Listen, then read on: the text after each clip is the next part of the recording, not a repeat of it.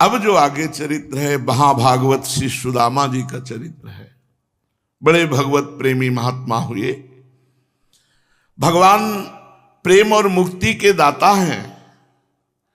भगवान श्री कृष्ण परब्रह्म परमात्मा है। भगवान श्री कृष्ण अनंत शक्तियों के स्वामी हैं, इसलिए इनके माधुर्य और ऐश्वर्य भरी लीलाएं भी अनंत हैं। अब हम भगवान की उस लीला का वर्णन करते हैं जिसमें अति दैन्य सुदामा और अति महान द्वारिकाधीश भगवान की मित्रता का वर्णन है। भगवान जब किसी को स्वीकार करते हैं तो उसके गुण दोष नहीं देखते। आर पार निर्वाह करने वाले दोस्त तो केवल श्री कृष्ण ही है। संसार में ऐसे दोस्त तो मिलेंगे, जब आप खूब सफल होगे तो आपसे हाथ मिलाएंगे, और जब आपकी संपत्ति नष्ट हो जाएगी, आपके गुण उसके काम में आने वाले नहीं होंगे, तो वो मुंह चुरा करके आपकी तरफ देखेगा भी नहीं।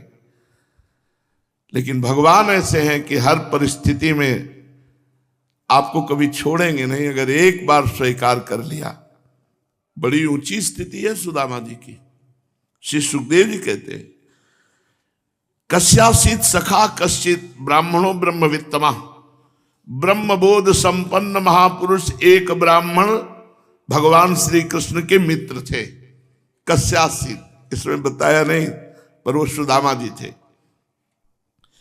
बड़े ब्रह्म ज्ञानी थे, ब्रह्मवित्तमा, और विरक्त विषयों से, इंद्रियार्थेषु प्रशांतात्मा जितेंद्रिय, वो इंद्रियों को अपने अधीन किए हुए थे, और प्रशांत आत्मा, हर स्थिति में शांत चित्त रहते थे। गृहस्थ होने पर भी उनके पास संग्रह परिग्रह के लिए कुछ नहीं था, कुछ नहीं था। फटे पुराने कपड़े जिससे थोड़ा शरीर ढक जाए, भूख से सदैव पीड़ित रहते थे। अब आप सोचो कैसी भक्ति सुदामा जी की है। सदैव भूख से पीड़ित रहते थे, फटे पुराने कपड़े, और मित्र कौन है? जगत बंद, अखिल लोक चूड़ामणि, महालक्ष्मी के द्वारा सेवित भगवान श्री कृष्ण। सुदामा जी ब्रह्मलीन महापुरुष है, जीते जी जीवन मुक्त महापुरुष है। ब्रह्मलीन मतलब ब्रह्म में तन्मय। यहां लोक में ब्रह्मलीन लिखा जाता है जिसका शरीर छूट जाता है, वो जीते जी शरीर छोड़े हुए महापुरुष थे। ऐसी परिस्थिति थी कि एक सेर चून भी कभी एकत्रित नहीं हुआ। एक सेर, 1 किलो आटा खाने की। तो सुदामा जी ऐसे महान निष्काम भक्त थे, और इतने गरीब थे कि शरीर में वस्त्र भी सही नहीं था, और जब मांगने जाते थे तो लोग दरवाजे बंद कर लेते थे। भगवान की लीला है। एक दिन द्वारिकाधीश भगवान भोग आरोग रहे थे, तो जे ही प्रथम कौर वहां चंवर डुलाए जा रहे हैं, व्यजन किया जा रहा है, और महान लक्ष्मी स्वरूपा श्री रुक्मिणी जी, सत्यभामा आदि सब अष्टपटरानियां भगवान को दुलार करके पवा रही हैं। तो भगवान ऐसे कवल को रोक दिया और आंखें भर आई। रुक्मिणी जी भगवान की स्थिति को जानने वाली हैं। उनका प्रभु, ये स्थिति तभी होती है जब आपके किसी भक्त को कष्ट होता है। प्रभु बोलिए, कौन सा ऐसा त्रिभुवन में भक्त है जिसके कष्ट की याद में आपने प्रथम कवल में ही रोक दिया? क्या बताऊं, मेरा बहुत परम प्रिय मित्र है, सुदामा नाम है, और कई दिनों से भोजन नहीं मिला उसके घर में, तुलसी और चरणामृत से जीवन काट रहे हैं। चलो, सुदामा तो प्रशांत आत्मा जितेंद्रीय महापुरुष है, लेकिन उनकी पत्नी, उनके बच्चे, मुझे बहुत कष्ट हो रहा है उनके घर की स्थिति देखकर। रुक्मिणी जी ने भगवान से कहा कि आपका मित्र और ऐसी स्थिति में मैं आपकी दासी, आप आदेश करो त्रिभुवन की राज्य लक्ष्मी मैं उनके घर पहुंचा दूं, सुदामा जी के घर। भगवान ने कहा कि जब कोई मेरा भक्त अकिंचन चाह नहीं करता है अर्थ की, भोग की, वस्तुओं की, तो मैं अपनी तरफ से उसे नहीं देता हूं। तो रुक्मिणी जी ने कहा चाह पैदा करो, आप जाओ और चाह पैदा करो। भगवान ब्राह्मण के भिक्षुक के रूप में सुदामा जी के दरवाजे गए और कहा भिक्षाम दे। अब अतिथि धर्म कहता है कि अगर दरवाजे पे कोई भिक्षाम दे बोले तो जाना चाहिए और निवेदन करना चाहिए। तो सर ढक करके गई सुदामा जी की पत्नी, मलिन वस्त्र धारण किए हुए। उनका भगवान हमारे घर में सोवर चल रही है। सोवर होती है जब संतान उत्पन्न होती है तो 10 दिन तक अपवित्र माना जाता है। तो उनका ठीक है हम 10 दिन बाद आ जाएंगे। कहा नहीं प्रभु मत आना आप। क्यों? क्योंकि मैंने ऐसे बालक का जन्म दिया है जो कभी हम पवित्र नहीं हो सकते। कहा समझा नहीं? बोले हमारे घर दरिद्रता है, कभी हम आपको कुछ दे सके ऐसी सामर्थ्य नहीं। बोले क्यों मजाक करती हो आप? हमने सुना है तुम्हारे पति के मित्र द्वारिकाधीश है। हाँ, वो भी कभी कभी भाव में बैठकर बता दिया करते थे कि हमारे मित्र द्वारिकाधीश श्री कृष्ण है। ऐसा सुना तो हमने भी है। तो एक बार प्रार्थना करो ना कि अपने मित्र के पास जाएं। स्वयं भगवान प्रेरणा कर रहे हैं भिक्षुक का रूप धारण करके उनकी पत्नी को। अगर वो चले गए तो ये दरिद्रता मिट जाएगी। एक बार अपने पति से कहो कि अपने मित्र श्री कृष्ण के दर्शन करने जाएं। भगवान कामना पैदा कर रहे हैं। सुदामा जी के हृदय में कामना नहीं पैदा कर सकते, उनकी पत्नी के हृदय में कामना प्रकट की। जो वासना रहित निष्काम भजन करने वाले महापुरुष हैं, उनके हृदय में मोक्ष की भी कामना नहीं होती। भोग की तो बात जाने दो। अर्थ न धर्म न काम रुचि, गति न चहो निर्वाण, जन्म जन्म रति राम पद यह वरदान नान।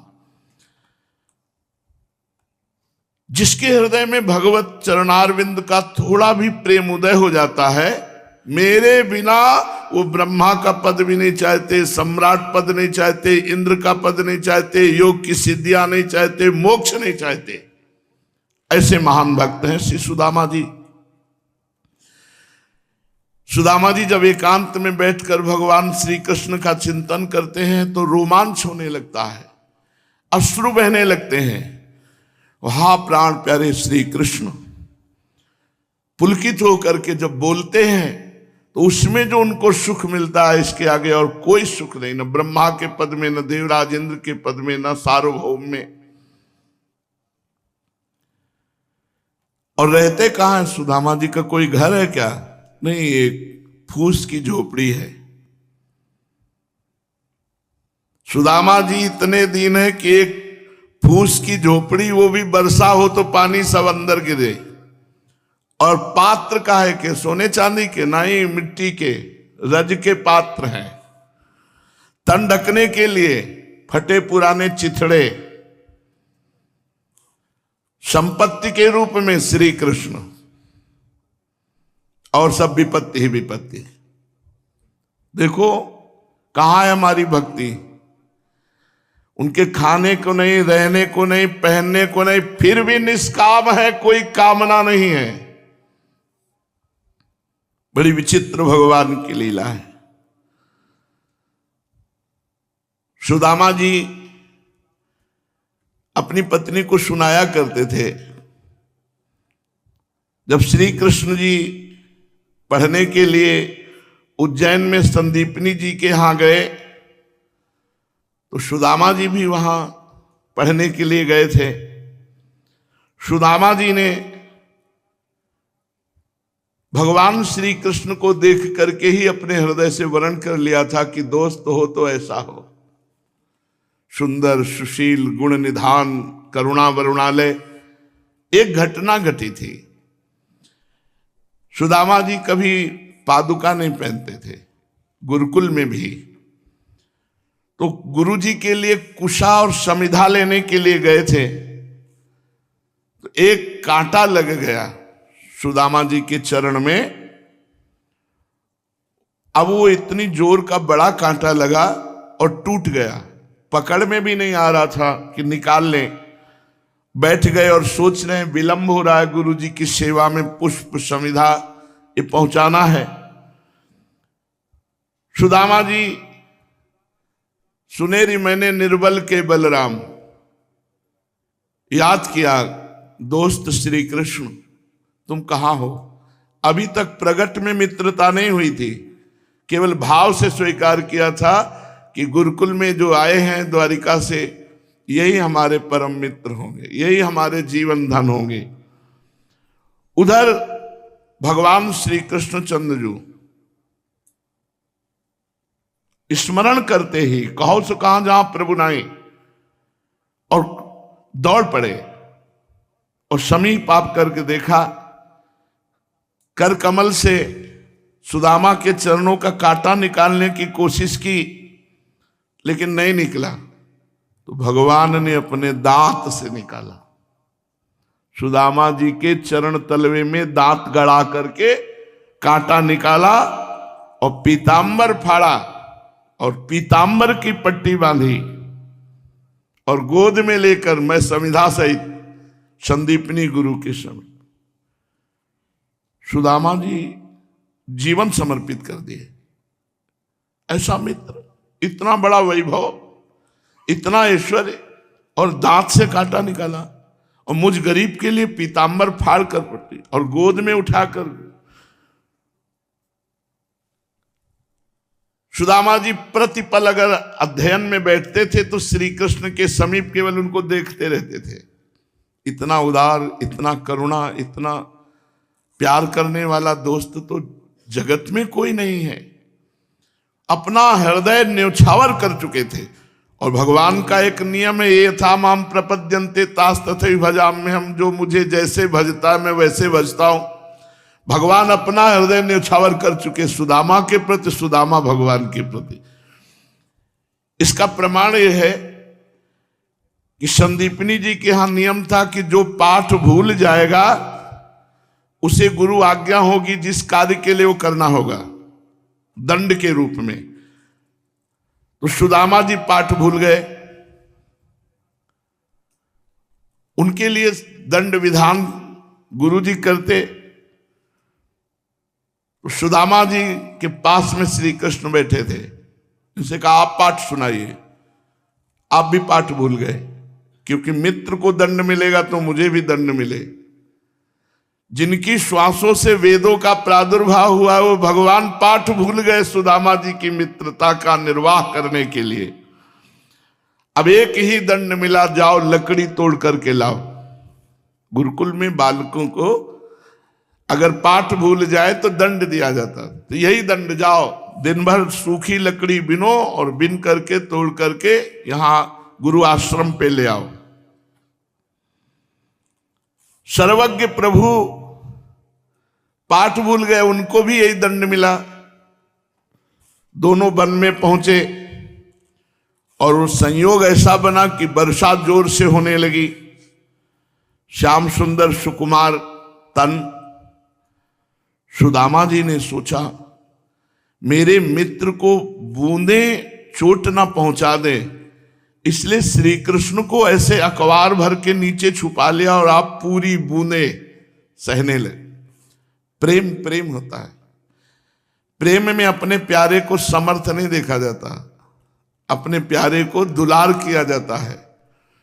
हमारे वृंदावन के रसिक जन जब आक्रमणकारियों ने आक्रमण किया तो ये नहीं सोचा कि भगवान है रक्षा कर लेंगे, दुबका के प्रभु को लेके भाग के गए कि हमारे प्रभु को कहीं आक्रमणकारियों की आंच भी ना पड़ने पावे, छाया भी ना पड़ने पावे।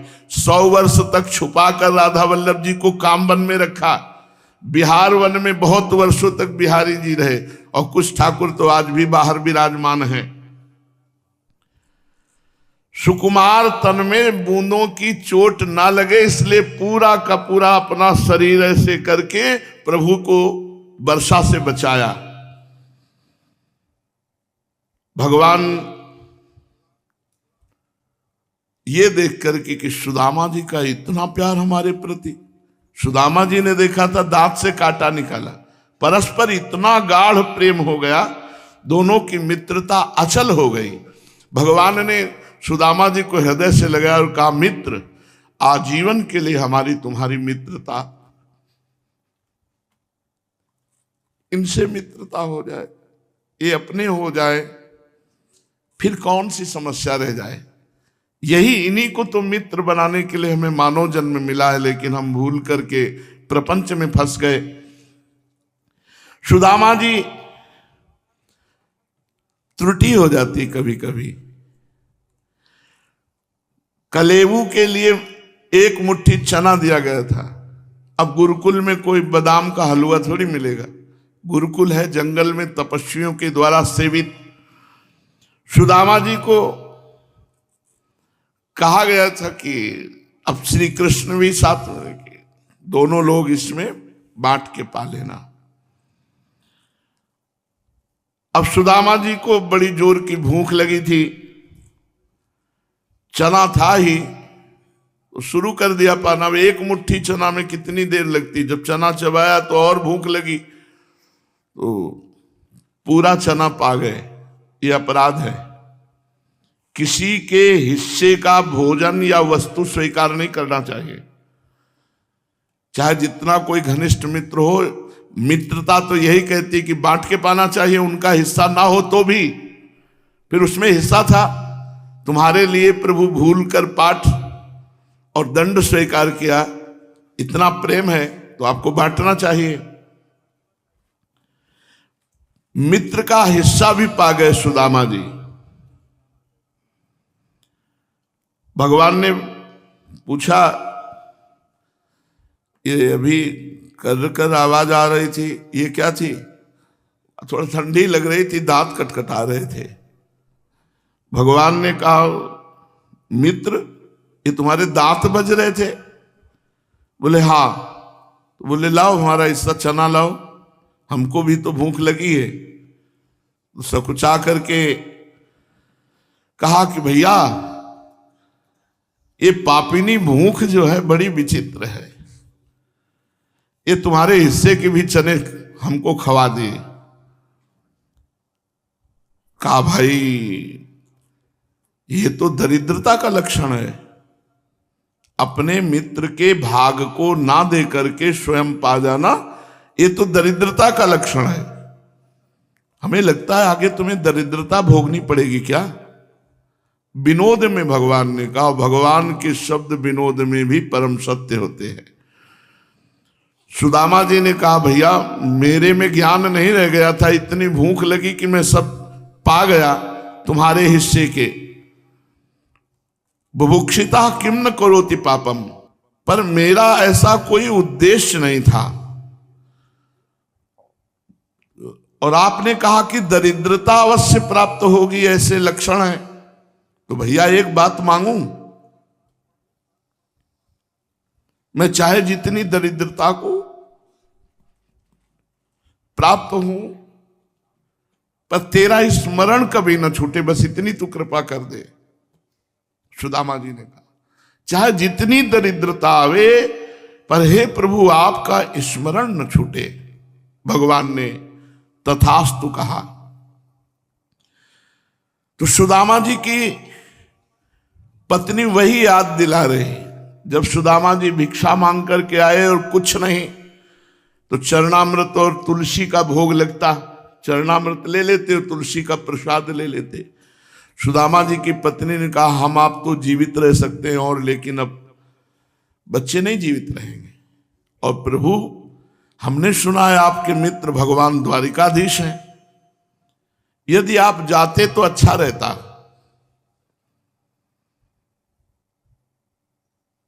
उन्होंने, सुदामा जी ने कहा कि जाना तो ठीक है, तुमने अच्छी बात बताई, पर हमें ऐसा लगता है तुम कुछ मांगने की बात कह रहे हो कि जाएं और कुछ याचना करें, तो ऐसा कभी नहीं हो सकता। मैंने कभी ऐसी मित्रता नहीं की श्री कृष्ण से कि वो धनी होंगे तो मैं उनसे कुछ मांग लूंगा। हमारी मित्रता निष्काम है। नहीं, आप मांगने मत जाइए, लेकिन एक बार दर्शन के लिए तो चले जाइए। हाँ, दर्शन की बात तो तुम्हारी मानते हैं कि बहुत दिन हो गए अपने मित्र के दर्शन नहीं किए। दर्शन की तो बात ठीक है, लेकिन कोई कामना मत करना। नहीं, आप दर्शन करने जाएंगे, वो दे दें जो वो ले आना।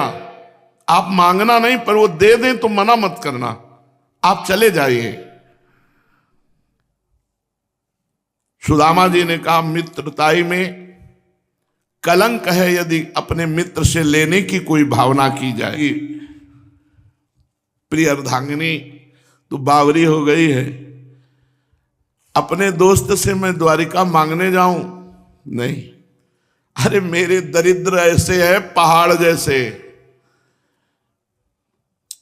मुझ जैसे दरिद्र को फटकार और तिरस्कार के सिवा कहीं कुछ नहीं मिलता। तू समझती मैं द्वारिका जाऊंगा वो कुछ दे देंगे और तुम्हें लाके दे दूंगा? मेरे भाग्य ऐसे हैं, मैं ऐसा दरिद्र हूं कि जहां भी जाता हूं तिरस्कार फटकार, इसके सिवा और कुछ नहीं मिलता। मेरे खाने के लिए आपदा है, विपत्ति, रोटी नहीं है। मेरे स्वागत के लिए फटकार और तिरस्कार है, सम्मान नहीं है। अभी तू जानती नहीं है, जब गरीब मित्र होता धनी के पास जाता है तो धनी के रंग बदल जाते हैं। लेकिन वो हमारे मित्र ऐसे नहीं हैं, फिर भी मैं मांगने के उद्देश्य से तो जा ही नहीं सकता। कहां वो ब्रजराज द्वारिकाधीश और कहां हमारे कई परत लगा करके तो अंगों को ढके ऐसी फटी धोती है। नहीं, आप दर्शन के लिए चले जाइए ना, दर्शन के लिए। फिर भी मित्र के पास जाए तो, गुरु के पास जाए तो, बेटी के पास जाए तो कुछ हाथ में होना चाहिए। मेरे पास क्या है? मैं द्वारिकाधीश मित्र को क्या ले जाऊं? दोस्ती के नाते क्या ले जाऊं? वो पूछेंगे क्या लाए हो, तो मैं क्या ले जाऊंगा? सुदामा जी की पत्नी ने कहा प्रयास करती हैं, आप जाने की तो सोचिए। सुदामा जी ने कहा कि रूप दर्शन की लालसा तो मेरे हृदय में जागृत हो गई है। अपने प्रिय मित्र की रूप दर्शन, मैं तुम्हें धन्यवाद देता हूं सुशीला। सुदामा जी की पत्नी का नाम सुशीला था। तुमने श्री कृष्ण रूप दर्शन की प्रेरणा की, इसके लिए धन्यवाद देता हूं। लेकिन प्यारे से कुछ मांगना यह असंभव है, और मैं अपने प्यारे का स्वभाव जानता हूं, बिना मांगे वो कुछ देता भी नहीं अपने जनों को सांसारिक वस्तुएं। इसलिए आशा तो करना मत तुम।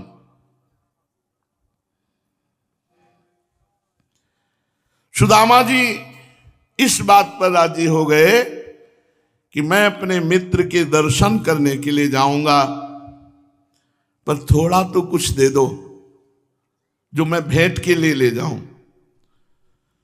तो जो चावल पछोरने से टूटे हुए तंदुल होते हैं, वो किसी के घर से मांग के लाई थी 4 मुट्ठी, और फटे कपड़े को कई परत करके उसमें गांठ लगा के दी कि ये द्वारिकाधीश को भेंट।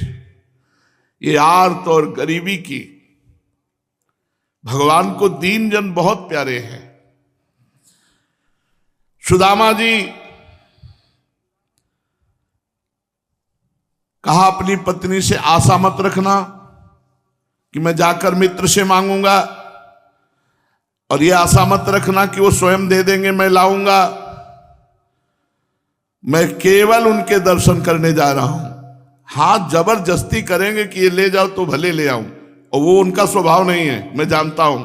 इसलिए आशा तो रखना मत। सुदामा जी वहां से भगवान की बोलन, मुस्कन, चितवन इसका चिंतन करते हुए काख में पोटरी तंदुल की दबाए हुए चल पड़े। विचार करने लगे, अयम ही परमो लाभ उत्तम श्लोक दर्शनम। आज मेरा अहोभाग्य होगा, परम लाभ मिलेगा कि मेरे प्रिय मित्र श्री कृष्ण का दर्शन होगा। मन अति हर्ष जनावन ते ही, आज देखी हो परम स्नेही। कितना अहोभाग्य उस जीव का होता है कि आज भगवत साक्षात्कार होगा। अयम ही परमो लाभ उत्तम श्लोक दर्शनम। परम लाभ जीवन का यही कि भगवत साक्षात्कार हो जाए। सुदामा जी एक एक कदम द्वारिका के लिए चल रहे हैं, बहुत आनंद में उमगते हुए। जब कोई भगवत प्राप्ति के लिए चलता है तो पहले पाप नष्ट होते हैं, जहां पाप नष्ट हुए तो अत्यंत आनंद उमगन होती हुई भगवान की तरफ यात्रा होती है। हरिनाम स्मरण कर रहे हैं, शुद्ध बुद्धि अचेत, एक एक कदम भूखे शरीर, कृष्ण शरीर, फटा कपड़ा, नंगे पैर, भगवान की शुद्धि में तन्मय होकर चलने की सामर्थ्य नहीं है। मार्ग में देखा कि द्वारिका के चारों ओर समुद्र है, तो समुद्र की एक बड़ी परकुटी, बड़ी खाई है, और वहां कोई नाविक नहीं, कोई नाव नहीं। संध्या का समय हो गया। सुदामा जी घबराए, कैसे पार जाऊं? श्री कृष्ण श्री कृष्ण श्री कृष्ण श्री कृष्ण यही चल रहा है, और विचार कर रहे हैं यहां तो कोई नाव नहीं, और द्वारिका पहुंचने के लिए ये इतनी समुद्र की धारा पार करनी होगी।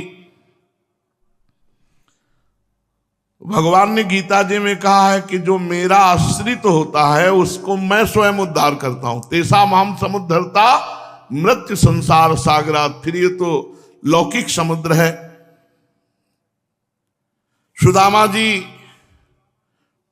थोड़ा अंदर से बड़े परेशान से हुए कि तैर सकता नहीं, इतनी बड़ी धारा, नाव है नहीं, अंधेरा होने को है। देखा कि बड़ी मस्ती से गाते हुए कोई नाविक दिखाई दिया। आवाज लगाई, ए भैया नाव इधर ले आना। देर न लगी, वो तो नौजवान नवकिशोर नाविक तुरंत नाव नजदीक लाया। भैया मुझे पार कर दो।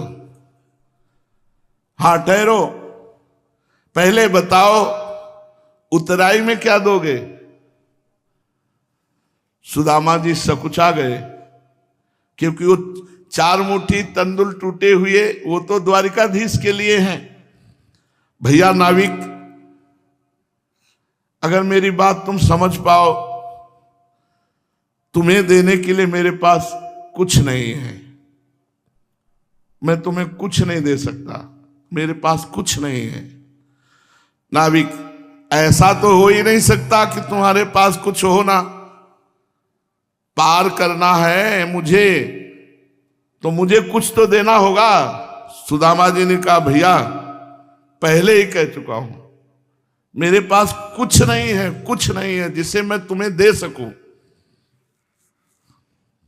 और भैया एक चीज है जो कोई ले नहीं सकता, भगवान नाविक के रूप में। बोले अच्छा भैया तू बता, तेरे पास कौन सी ऐसी चीज है जो कोई नहीं ले सकता? सुदामा जी ने कहा, दरिद्रता। मैं ऐसा किंचन गरीब दरिद्र हूं कि मेरे पास कुछ है नहीं कि मैं तुम्हें दे दूं। उनको क्या पता कि सामने श्री कृष्ण ही नाविक के रूप में आए हैं। तो उनका, भैया बड़े काम की चीज है ये दरिद्रता, तुम हमें दे दो। देखो तुम्हारे सामने जल है, हाथ में जल लो, और कहो कि मैं अपनी सारी दरिद्रता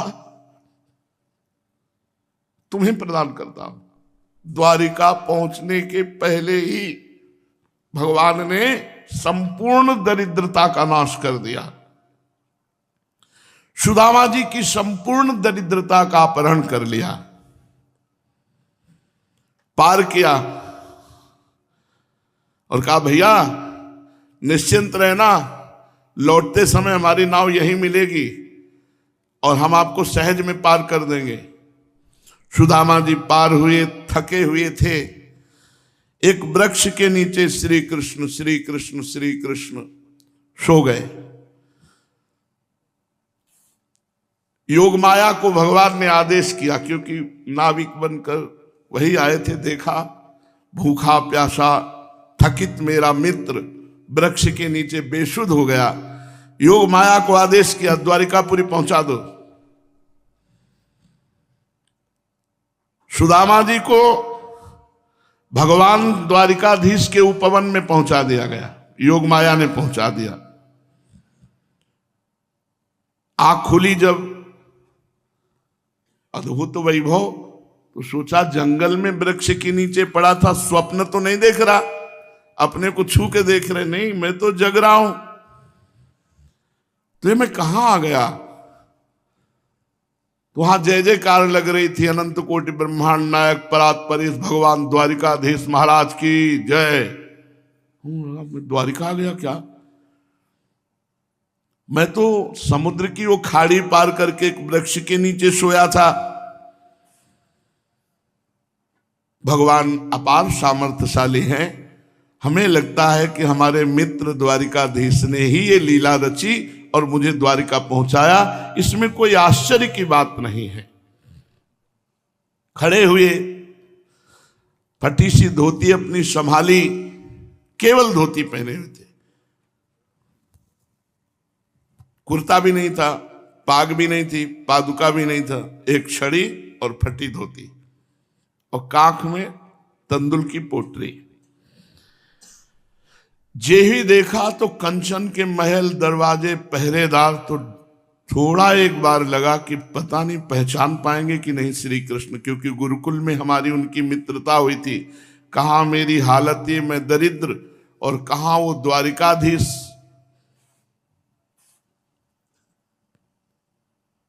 लेकिन फिर प्रभु का स्वभाव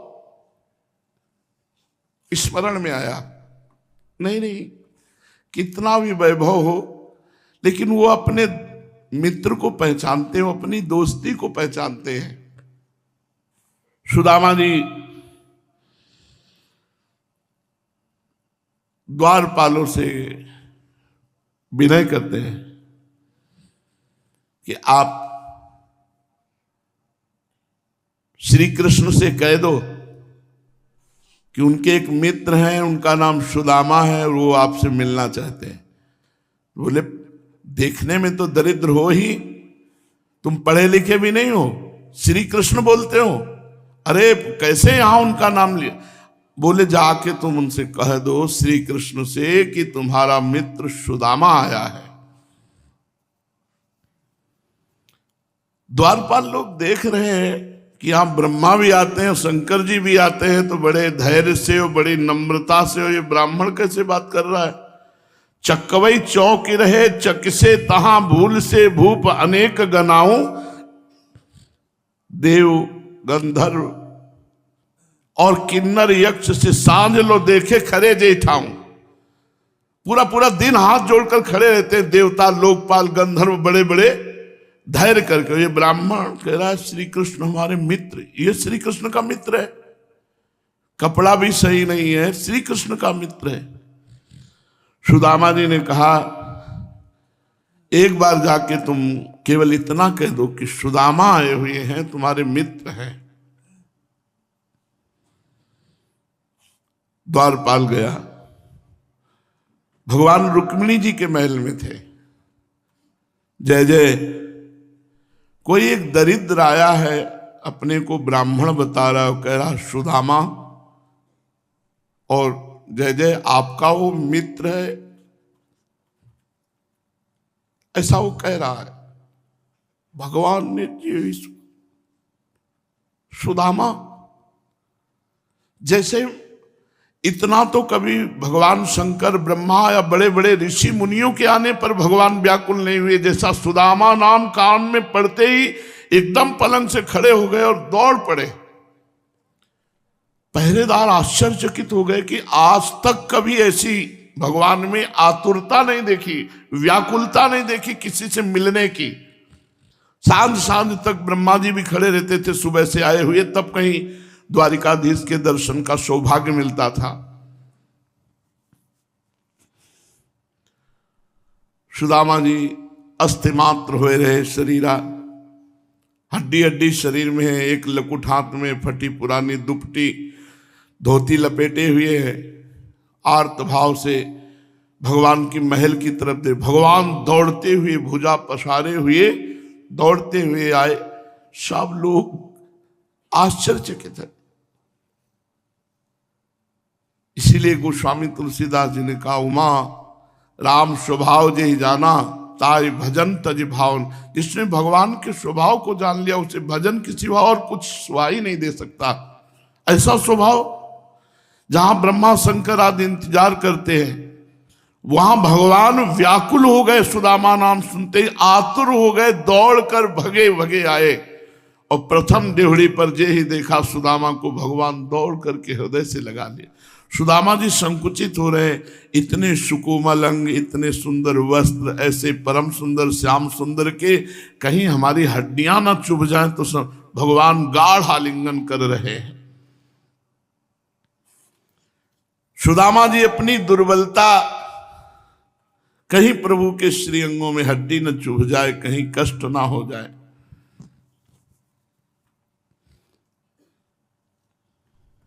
क्या स्थिति है सुदामा जी की।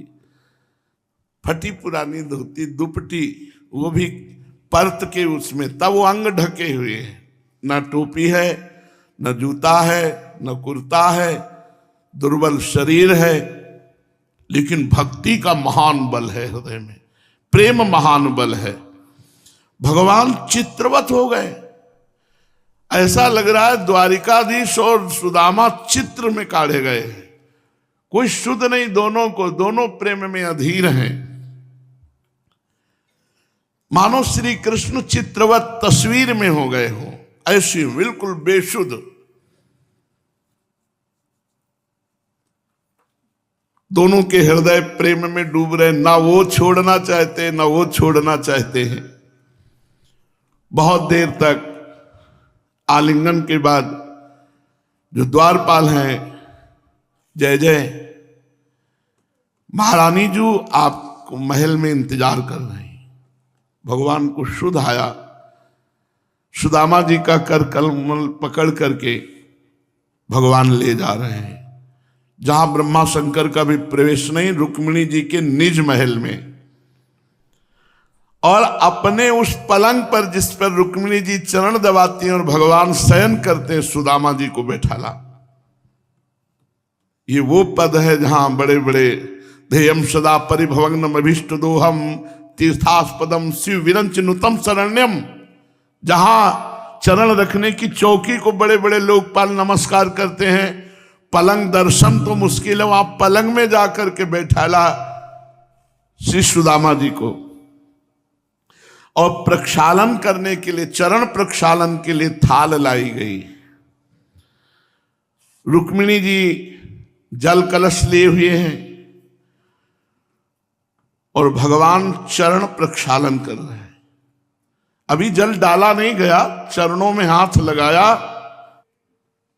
भगवान ने देखा कई कांटे लगे हुए हैं, बीमारी फटी हुई है, चलने के कारण उनमें से थोड़ा थोड़ा रक्त दिखाई दे रहा है। भगवान चरणों को अपने हृदय से लगाते हैं और कहते हैं, भगवान उन चरणों के कांटे निकाल रहे हैं, उन चरणों की बीमारियों को। और इतने अश्रु प्रवाहित हुए कि सर्वप्रथम सुदामा जी के भगवान ने चरण आंसुओं से धोए। पानी परात को हाथ छुए नहीं, नैनन के जल सो पग धोए। सुदामा जी देख रहे कि मुझ गरीब अकिंचन दरिद्र को अगर इतना प्यार कोई दे सकता है तो सिर्फ श्री कृष्ण। दूसरा, संसार में ऐसा कौन मित्र हो सकता है जो इतना बड़ा हो और ऐसे अकिंचन गरीब को इतना प्यार दे? ये तो केवल मेरे श्री कृष्ण ही ऐसा कर सकते हैं।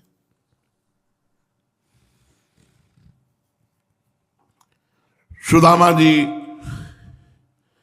भगवान की उदारता देख रहे हैं, फिर रुक्मिणी जी कलश से जल डाल रहे।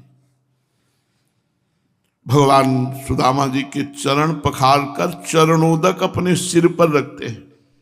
जिनका चरणोदक स्वयं भगवान शंकर सिर पर रखते हैं, वो भगवान चरणोदक सुदामा जी का अपने सिर पर रखते हैं।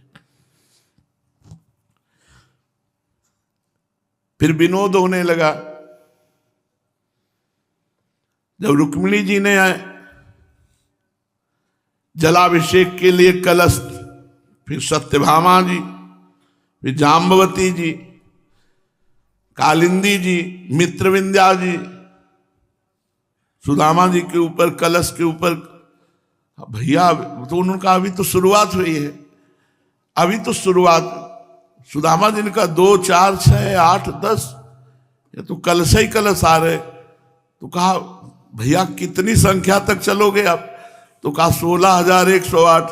बोले एक एक बूंद डलवा दो, वैसे खाना पीना तो कुछ है नहीं, ऊपर से कलश 16,108 कलश तो सुदामा नहीं रह जाएंगे, इतना ठंडा जल। विनोद, हास्य विनोद करते हुए भगवान ने सुदामा जी का अर्घपाद्य आदि देकर अभिषेक किया। तदनंतर सब अपनी पटरानियों को बुलाकर प्रणाम करवाया, रानियों को बुलाकर प्रणाम करवाया। रुक्मिणी जी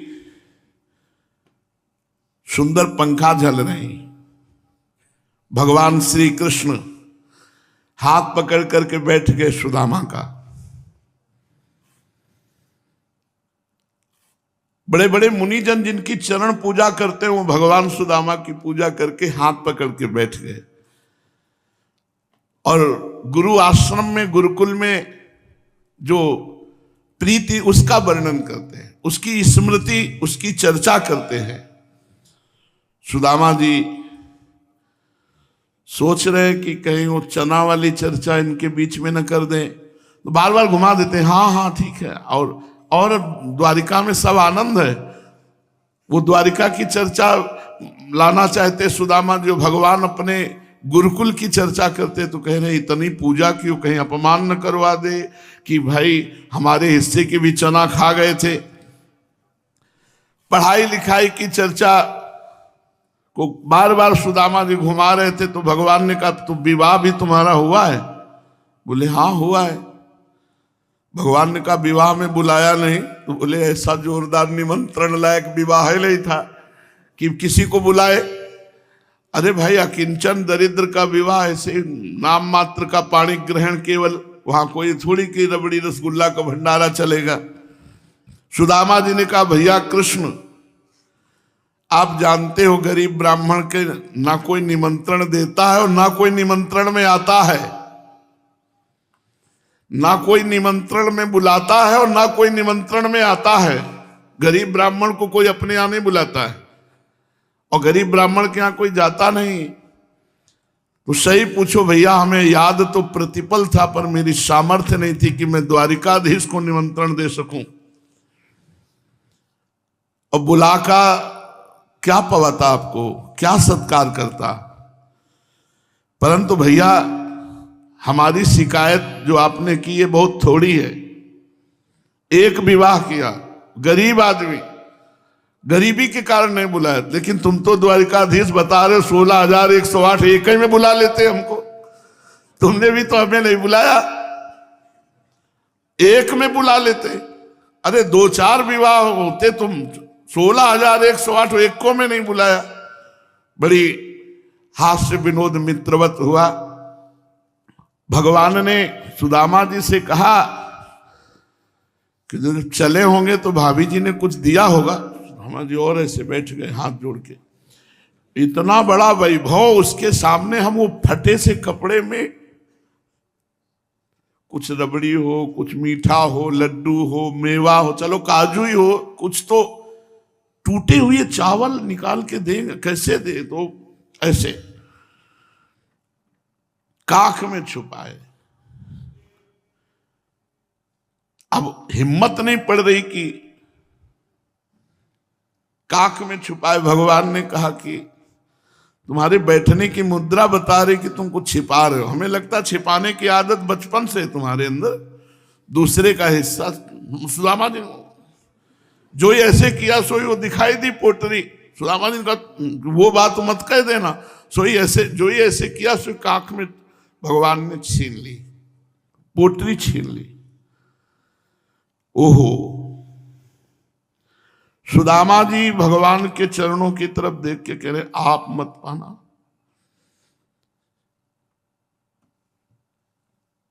लेकिन इनका स्वभाव ऐसा है, ये है ही ऐसे। सबरी जी के बेर कोई अंगूर है क्या? विदुरानी जी के केले के छिलके, गूदा तो फेंक देती भाव में, छिलके। सुदामा जी के तंदुल, आप विचार करो कौन चबाएगा ऐसे टूटे हुए चावल। और द्वारिकाधीश भगवान खोलत सकुचत गाठरी चितवत हरि की ओर, जीरन पट फट छुट परे बिखर गयो ते ठोर। भगवान वो पोटरी निकाली, गांठ क्या खोले, सड़ा कपड़ा फट गया, पूरे गिर गए भूमि पे वो तंदुल। सुदामा जी का हृदय कांप रहा है, शरीर कांप रहा है कि ऐसे महामहिम द्वारिकाधीश के लिए मैं क्या भेंट लाया हूं, ये पत्नियां क्या सोचेंगी भगवान की। भगवान ने कहा ओहो ऐसा अमृत। भगवान ने एक मुट्ठी भरी, एक लोक की संपत्ति, त्रिभुवन 3 लोकों में एक लोक की संपत्ति सुदामा को। जब दूसरी मुट्ठी भरी तो बड़े बड़े लोकपाल कुबेरात घबरा गए। बड़े बड़े भोग लगते कभी बड़ाई करते नहीं पाए गए। सुदामा के तंदुल चबाते हुए आहा मित्र आज मैं तृप्त हो गया। कैसे बतावे इनके स्वभाव।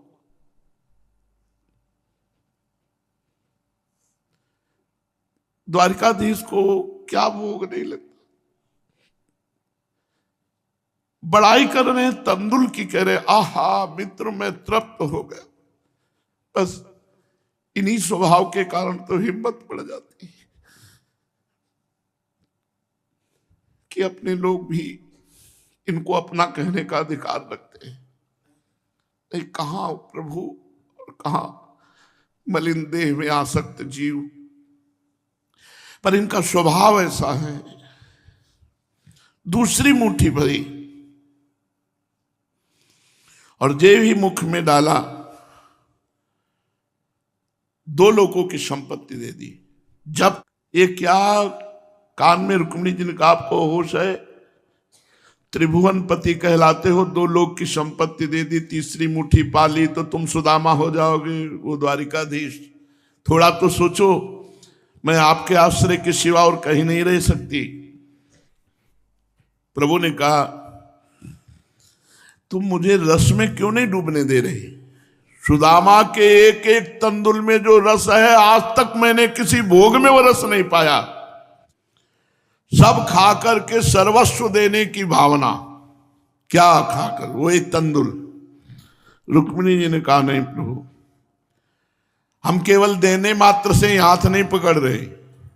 अब इतना रह गया, आपने स्वाद लिया, हम सब भी तो प्रसाद लेंगी। इतना स्वादिष्ट आप पा रहे हो तो हम सबको भी तो किनका मिलना चाहिए, प्रसाद मिलना चाहिए। भगवान ने कहा ये बात तो समझ में आ गई। तीसरी मुट्ठी पकड़ ली रुक्मिणी जी ने कि बस पहली बात तो हम आपके अधीन हैं, आपके सिवा कहीं रह नहीं सकती। जब भगवान ने इस बात की काट की तो रुक्मिणी जी ने कहा 2 मुट्ठी में आपने स्वाद लिया, तीसरी में उच्छिष्ट तो हम लेंगे ना आपका। और हम इतने अगर चावल के टुकड़े कर ले तो भी उच्छिष्ट नहीं पहुंचेगा। भगवान शुद्ध में आए, प्रेम शुद्धि में। 7 दिन तक सुदामा जी का भरपूर भगवान आदर कर रहे हैं। सुदामापुरी में द्वारिकापुरी की रचना हो गई, जहां सुदामा जी रहते थे। 2 लोक का वैभव सुदामा जी को पता नहीं है। यहां भगवान श्री कृष्ण के साथ विविध प्रकार की द्वारिका की शोभा का दर्शन, खान पान, हास्य विनोद, 7 दिन 7 रात्रि द्वारिकापुरी में आनंद ले रहे। शेष चर्चा आगे। श्री